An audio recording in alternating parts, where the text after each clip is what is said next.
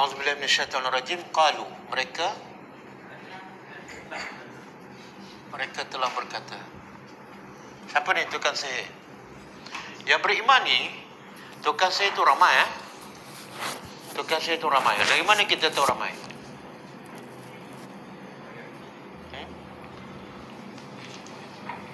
Apa dia? Sebab Firaun kerah daripada semua bandar-bandar di Mesir. Mana-mana tukang sihir yang ada di bandar dia kerah. Dalam tafsir mengatakan masa tu ada 1000 bandar di Mesir. Bayangkan berapa ramai tukang sihir. Dan adakah semua tukang sihir itu beriman ataupun sebahagian? Dari mana tahu?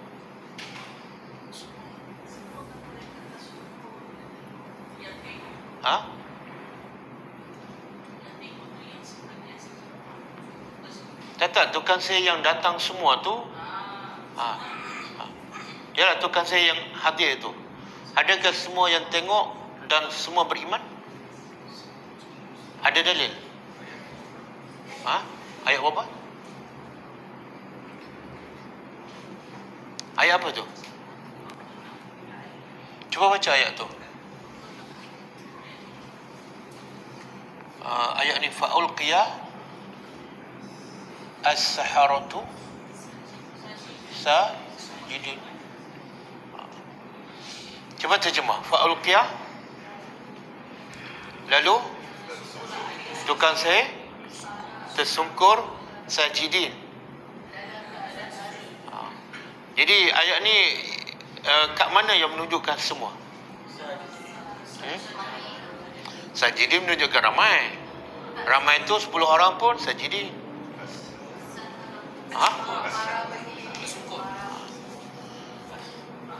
Allah kata as-sahara ni jamaah plural.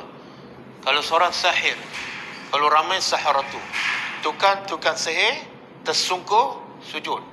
Allah sebut tak? Illa kecuali sedikit. Tak. Bila Allah dah sebut semua. Okey, dan semua beriman kan? Kemudian bila Firaun ancam mereka nak potong kaki, nak potong tangan dan nak salib, apa jawapan mereka? Dia jawab apa?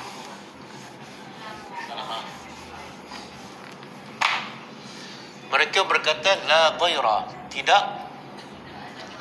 Dhaira ni apa dia? Dhaira bahaya ataupun mudarat? Apa maksud dia? Tidak ada. Dia terjemah apa tu? Tidak ada mudarat. Mudarat bahasa Arab, bahasa Melayu.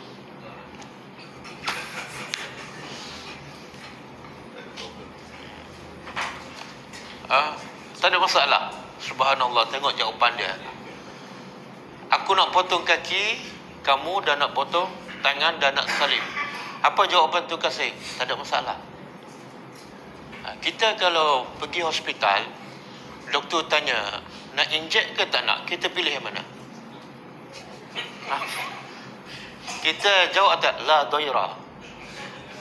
Ini nak injek ni, bukan nak potong ni. Kita jawab apa? Inna lillahi wa inna ilaihi. Kita pilih tak injek kan? Okey. Kalau sampai tahap kita kena operate kan, doktor bagi pilihan nak operate ke nak apa? Kita pilih apa?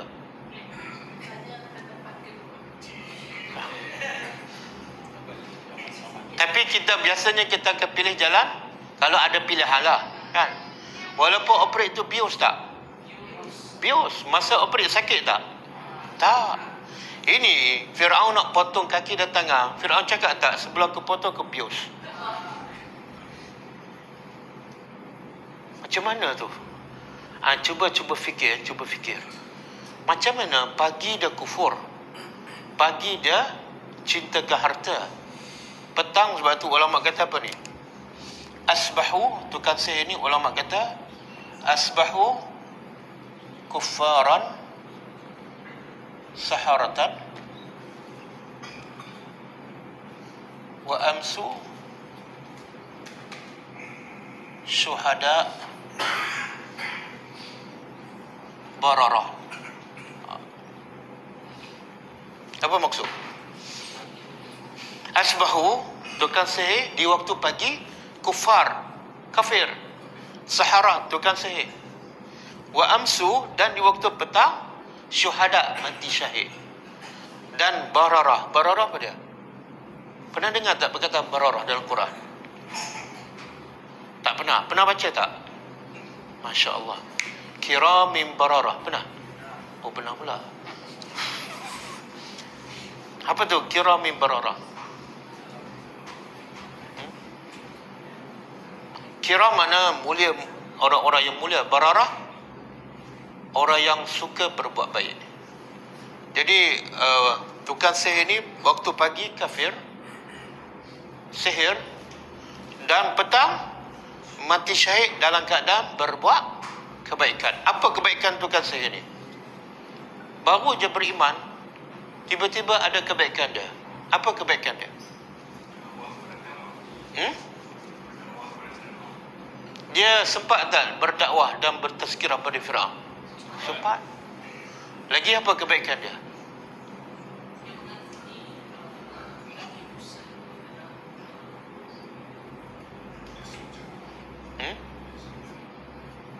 Dia sujud, itu pun kebaikan. Tapi kebaikannya lagi besar.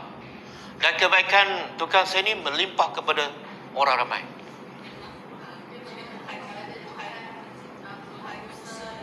Itu beriman. Ada orang beriman tapi kebaikan dia tak melimpah kepada orang. Dia seorang-seorang. Jadi barara ni apa maksud? Dia buat baik pada orang.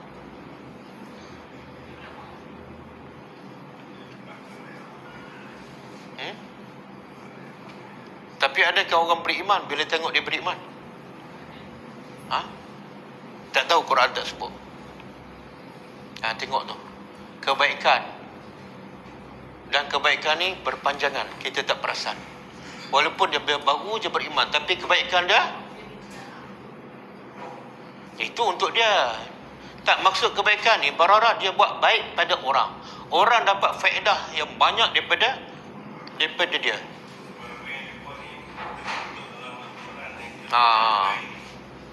Bagus. Zainal 10 berkah.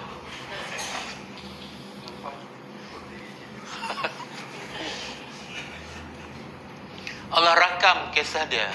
Kalau dia tak baik, kalau dia tak beriman, Allah tak rakam cerita dalam Quran. Bila Allah rakam, Allah nak apa tu? Allah nak orang ambil pengajaran daripada siapa? Bukan Nabi, bukan rajulun soleh, bukan dah lama beriman. Orang yang baru je beriman, pagi kufur, petang beriman.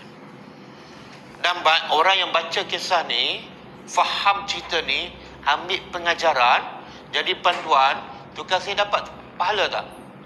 Oh, pahala apa tu? Pahala apa tu bagi? Ilmu yang bermanfaat. Nabi kata bila mati anak Adam, terputus semua amalannya kan? Kecuali 3. Pertama, ilmu yang dimanfaatkan. Yang kedua, yang ketiga, dan tukang sihir ni dia dah mati tapi pahala dia berterusan. Pahala dia jariah, terus mengalir sampai bila? Sampai bila-bila orang baca kisah dia dan orang jadikan panduan. Kan? Melalui apa dah? Ilmu dia. Ilmu kekuatan iman dia. Betul? Jadi contoh macam Ashabul Kahfi kan. Apa kehebatan cerita Ashabul Kahfi?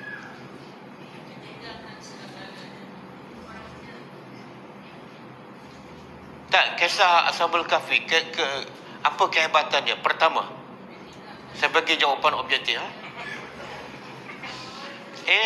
Allah tidurkan dia selama 309 tahun. B, dia boleh hidup 309 tahun tanpa makan dan minum.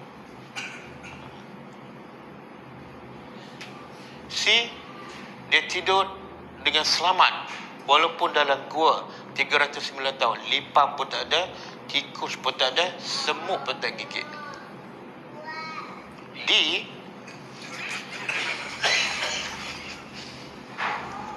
itu salah jawab sebab jawapan belum habis dah jawab.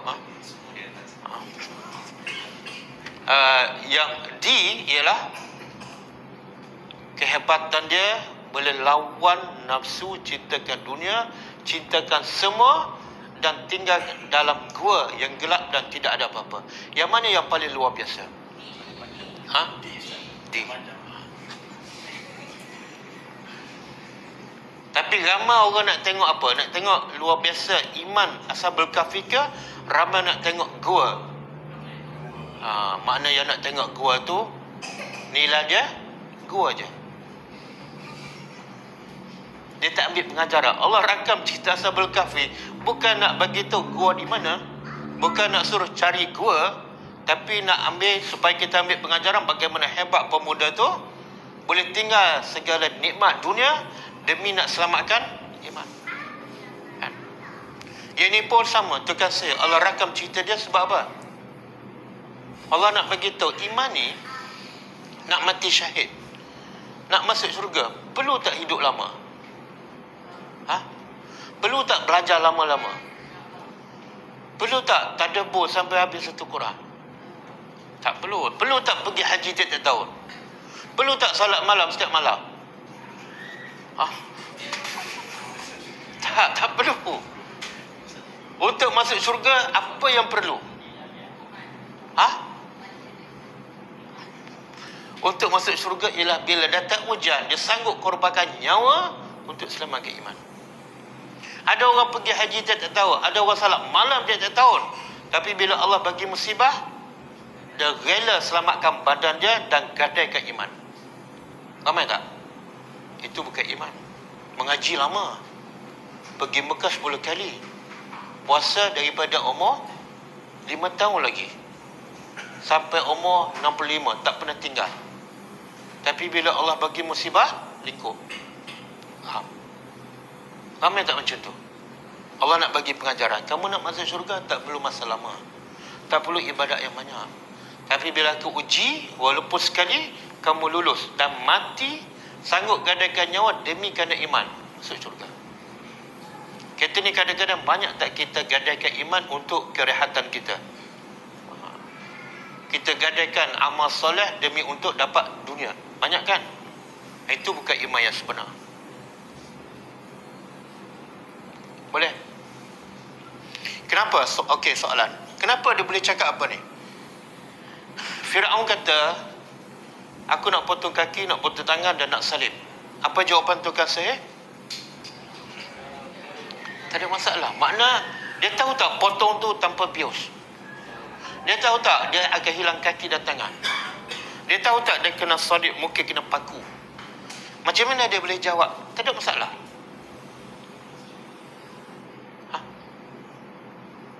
Macam mana? Jawapan dia ayat seterusnya. Inna, sesungguhnya kami, ila Rabbina, kepada Tuhan kami. Lebih tepatnya Rabbina ni apa dia? Kami kepada pencipta kami munqalibun, akan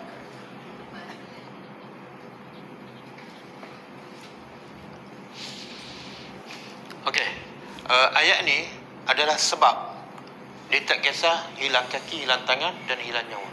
Ayat mana yang meyakinkan dia ni? Apa dia keyakinan tu? Apa yang diyakini oleh tukang sihir sehingga dia tak kisah hilang kaki dan nyawa? Tak ni.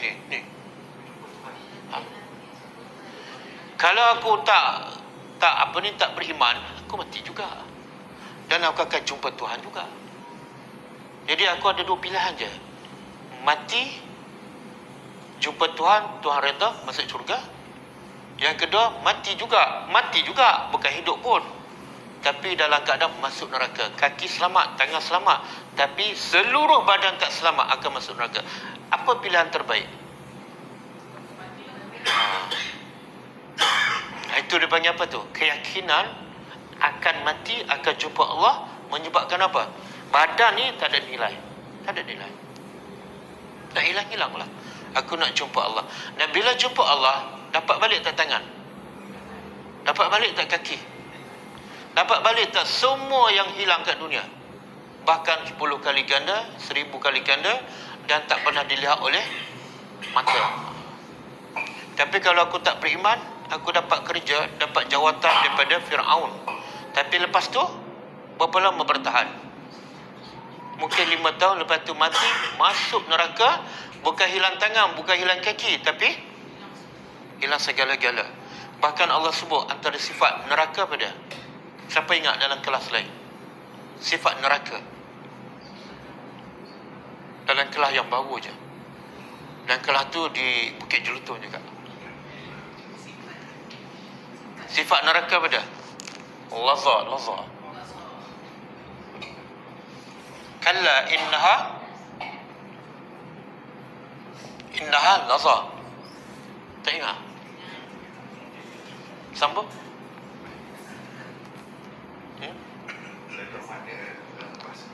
Oh, tahu makna. Okay. Mana lebih baik? Tahu ayat dengan tahu makna? Tapi lagi baik tahu ayat dan tahu makna. Nazza'ata lisyawa. Allah kata neraka laza. Apa sifatnya? Nazza'ata. Nazza'ata mana apa? Ni, dia mengoyak, menggelupas kulit kepala. Dia membakar sampai kita kalau nak keluarkan kulit kepala kena buat apa? Kenapa? Kena operate. Kan ada orang ada masalah dalam tempurung kan? Jadi doktor nak betulkan tempurung kepala dia, ataupun nak buang, buat apa? Operate. Kemudian jahit balik kan? Tapi bila masuk neraka tak payah operate. Kena bakar je kulit kepala, menggelupas. Yang kedua, menggelupas apa ni? Kulit muka. Bila dia bakar, menggelupas. Keluar habis kulit muka dan kulit kepala. Kemudian, datang balik tak? Datang balik. Jadi pilihan bijak tak tukang saya Fir'aun? Hilang kaki, dapat balik. Hilang tangan, dapat balik. Tapi kalau tak hilang kaki, tak hilang tangan, semua badan kena bakar, kulit kepala menggelupas. Boleh? Jadi bila dia yakin aku akan balik pada Allah, apa masalahnya? Dan aku dipotong kaki sebab apa? Bukan sebab buat maksiat, kerana beriman kepada Allah. Aku disalib sebab beriman kepada Allah, dan kerana Allah juga aku akan kembali. Apa masalah? Sebab tu dia kata apa? La dhahira. Boleh? Jadi apa sebab? Apa sebab yang menyebabkan tukang saya tak rasa apa-apa? Kena potong tak rasa sakit, hilang kaki pun tak rasa apa-apa, hilang segala tak rasa apa-apa. Apa sebab? Keyakinan pada hari akhirat. Dan sebaliknya, kenapa ramai manusia tak malas nak beribadat, malah nak beramal soleh, malah nak pergi masjid, malah nak bangun malam, padahal tak kena potong kaki pun, tak kena potong tangan pun.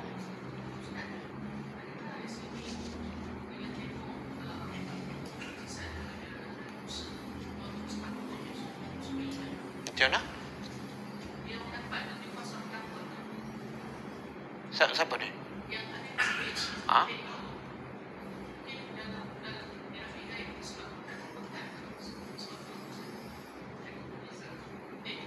Tak, dia pertama sekali.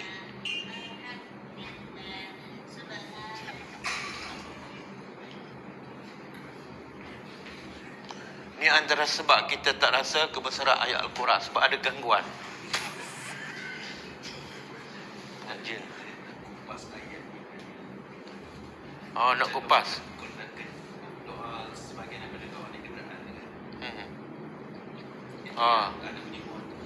Subhanallazi sakhkhara lana hadza wa ma kunna lahu muqrinin wa inna ila rabbina. Itu doa apa tu? Tapi masa baca doa tu rasa tak nak mati? Bahasa baca juga nak. Okey, soalan tadi apa dia? Tukang saya rasa takut. Takut pada apa? Tak, kita taat pada Allah, pertama asalnya mesti kena Allah. Bila dia kena Allah, satu rasa cinta. Yang kedua rasa kebesaran Allah. Dan rasa cinta Allah menjadikan kita tamak nak buat apa yang Allah suruh. Sebab cinta. Bila cinta nak buat. Yang kedua rasa kebesaran Allah. Kehebatan Allah melalui apa? Mukjizat. Dan bila rasa kebesaran Allah melalui mukjizat, dia takut nak buat maksiat, takut lagi nak kufur dan syirik. Dalam hati dia sekarang, dia cinta pada Allah dan takut pada azab Allah. Itu yang menjadikan dia berani berdepan dengan Firaun. Dan dia yakin Tuhan Firaun siapa? Allah. Kenapa aku nak takut pada Firaun? Sedangkan pencipta Firaun lagi hebat. Boleh? Boleh tak? Jadi soalan saya tadi apa? Kenapa ramai orang susah nak buat ibadat, nak beramal soleh? Padahal tak kena potong kaki tangan pun. Kenapa? Sebab tak nampak mukjizat. Kenapa tak nampak? Kalau kira mukjizat yang kita nampak lebih hebat tak daripada mukjizat yang tukang sihir Firaun nampak? Lebih hebat tak? Yang mana lebih hebat? Tak faham. Kenapa tak faham?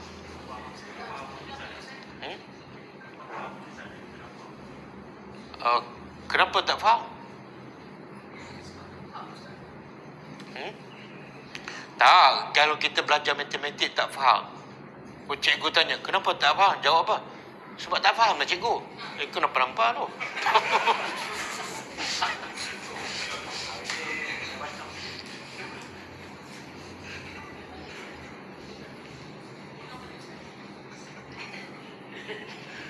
Tak, saya tanya kenapa?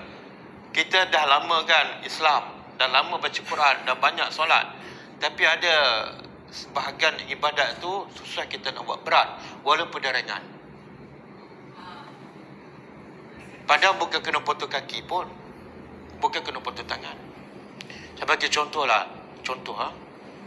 Ini tak ada kaitan dengan sesiapa yang hidup ataupun yang mati. Kadang-kadang lepas solat Isya kan, kita nak solat witir. Nak solat witir 3 rakaat aja. Berat tak? Berat ke ringan? Berat. Kenapa? Ada patah kaki ke? Tak ada. Ada patah gigi? Tak ada. Ada tercabut telinga? Tapi kenapa tak boleh buat? Banyak? Tukang sihir lagi banyak dosa. Kita tak pernah buat sihir kan? Ini dosa tukang sihir ni boleh jadi kafir. Memang kafir pun. Kita tak buat dosa yang menjadikan kita kafir. Dosa tukang sihir lagi besar.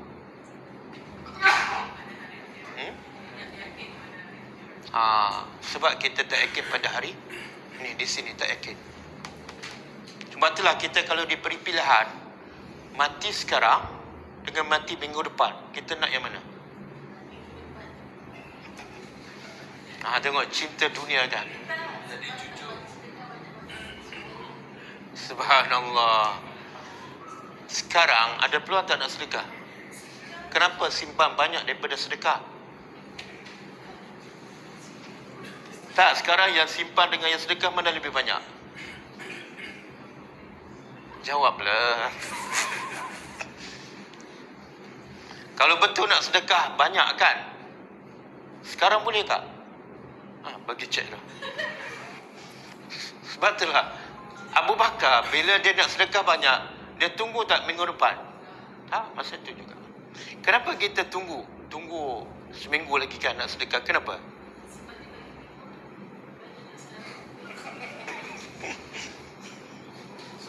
Tak boleh tanya dah. Kalau tanya mesti ada jawapan lagi. Jadi sebabnya kita tak yakin. Macam tukang sihir yakin. Bila dia yakin iman dah masuk kat sini, semua harta tak ada nilai, badan pun tak ada nilai. Sebab apa? Sebab bila kita buat kerana Allah, kita akan dapat yang lebih baik daripada badan kita. Kalau kita buat kerana Allah, kita akan dapat lebih baik pada harta dunia yang kita tinggal dan lebih baik daripada badan yang kita jaga tu. Sebab bila masuk syurga, badan kita tua tak? Tak. Ada taik mata ke taik telinga tak dalam syurga? Tak ada. Ada sakit perut tak? Oh. Jadi kita jual badan kita untuk agama Allah, Allah akan ganti dengan badan yang jauh lebih baik. Tapi nak yakin tu. Allah kata apa? Wa ma indallahi. Cuba sambung. Wa ma indallahi khairun.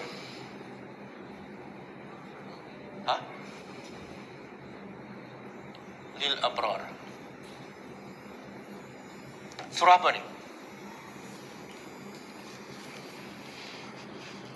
Saya biasa kalau saya tanya tu, biasa surah yang Nabi selalu baca. Surah apa ni? Yang Nabi selalu baca hampir setiap hari surah apa? Waqi'ah tak? Al-Mulk lagi? Ali Imran satu surah ke bila? Yang 10 akhir kan? Bila Nabi baca tu? Bila bangun tidur malam kan? Sebelum Nabi solat tahajud. 11 ayat akhir kan? Ada tak ayat ni? Siapa biasa baca? Ada? Tak? Apa dah? Ayat ke berapa sana? Ali Imran. Nabi baca 10 ayat akhir ni. Bila bangun tidur, Nabi tengok langit, Nabi baca 10 ayat akhir. Lepas tu baru Nabi solat malam. Cuba tengok ayat ni je, bahagian ni. Wa ma indallah. Terjemah, wa ma. Dan apa yang di sisi Allah khairun, lebih baik. Untuk siapa ni? Lil abrar, untuk orang yang berbuat baik. Ni yang tak meyakinkan kita ni. Ma indallah. Yang kita lebih yakin apa yang di sisi manusia. Yang di sisi manusia. Kita nak duit di sisi manusia, nak pangkat di sisi manusia. Yang kerana itu kita sanggup habiskan masa, duit dan sebagainya. Untuk apa? Ma indan nas. Tapi kalau nak dapat pahala di sisi Allah, macam nak berperang kan. Nak salat duha, nak salat witir, nak zikir pagi, nak zikir petang. Kadang-kadang buat, kadang-kadang terlupa. Kan? Salat 12 rakaat kadang-kadang cukup dan banyaknya tak cukup. Sebab apa? Ma indallah. Tak nampak. Tapi sekarang tugas saya nampak tak? Yang di sisi Fir'aun apa dia? Ialah apa dia? Muqarrabin, jawatan besar, menteri. Tapi sekarang bila iman masuk dalam hati dia, dia nampak yang mana? Indallah. Fir'aun bagi jawatan menteri. Berapa lama bertahan? 5 tahun, dia mati, habis. Ataupun Fir'aun boleh tarik balik kan? Tapi kalau dia tinggalkan Fir'aun, dia ambil di sisi Allah, berapa lama ni? Nak yakin ni, nak masuk dalam hati susah. Boleh kan? Benda simple aja, benda simple aja. Kita baca Quran, satu huruf berapa pahala? Siapa janji tu satu huruf 10 pahala? Siapa? Nabi kan? Hadis sahih. Baca WhatsApp satu perkataan berapa pahala? Baca WhatsApp tu satu perkataan berapa pahala? Tak ada pahala. Tapi antara dua, yang mana kita banyak baca? Ni tak ada telefon kan ni? Yang mana banyak kita baca? WhatsApp kan? Kenapa kita baca WhatsApp banyak? Adakah dapat pahala satu huruf 10 pahala? Ada je jawapan. Subhanallah, tengok. Kita kata WhatsApp tu tazkirah. Habis kalau WhatsApp dah tazkirah, kalau Quran? Kalau Quran bukan tazkirah. Quran lagi tazkirah, dan dia tazkirah daripada Allah. Betul? Benda simple je. Sampai kita kadang-kadang satu hari tak baca satu huruf. Betul? Kadang-kadang 2 hari tak baca satu perkataan. Tapi WhatsApp berjela-jela. Apa maksud tu? Iman kita tak sampai ke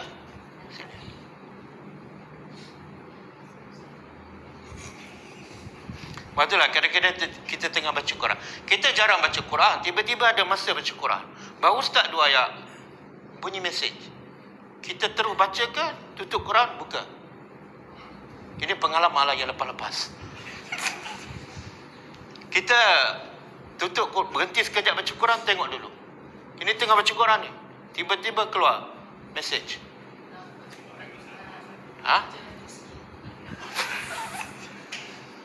Okey, kalau ada call, tengah-tengah baca Quran, ada call. Tengok dulu. Padahal sebelum baca Quran, dah tengok 10 kali dah. Quran tu dah 3 hari tak baca. Tak, bukan kak ni, orang lain. Tak, kita cakap secara umum. Walaupun kita dah belajar lama, kadang-kadang benda simple pun kita tak yakin. Kalau kita yakin Quran tu 1 huruf 10 pahala, kalau faham lagi besar pahala, kita wajib cari masa khas untuk baca Quran. Wajib. Sebab apa? Dia pahala di sisi Allah. WhatsApp dapat apa? Kena top up lagi dia lah. Tapi kita tak rasa kehilangan duit. Boleh? Sah. Okey?